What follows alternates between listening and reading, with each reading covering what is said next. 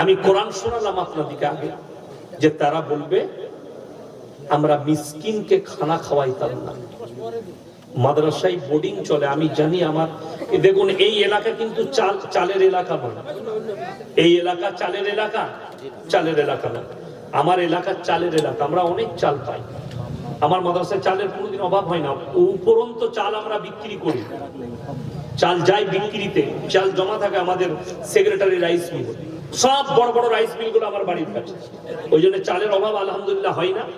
তো আপনাদেরকে বলবো যে 10 জন এরকম ভাইকে আছেন, 25 কিলো করে একটা করে চালের ব্যাগ রমজানের পরে দিবেন, যখন মাদ্রাসা চালু হবে রমজানের 15 দিন পর, 1 মাস পর। 10 জন ভাই হাত তুলতে 1 ব্যাগ করে চাল দিবেন, 25 কিলো 1 ব্যাগ করে চাল। এই তালবিনদের লেগে নাম্বার 1 বিসমিল্লাহ কে আছে চালের ব্যাগ, কি নাম?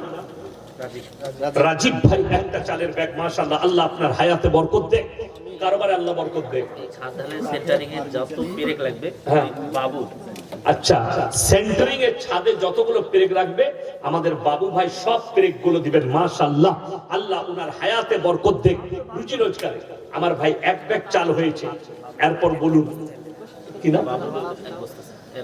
বাবলু 1 বস্তা চাল, মাশাআল্লাহ, আল্লাহ দানকে কবুল করুক, নেক নিয়তকে আল্লাহ পুরো করুক, কারোবার আল্লাহ বরকত দেখ, রুজি রোজগারে আল্লাহ বরকত দেখ, আল্লাহ হায়াতে বরকত দেখ।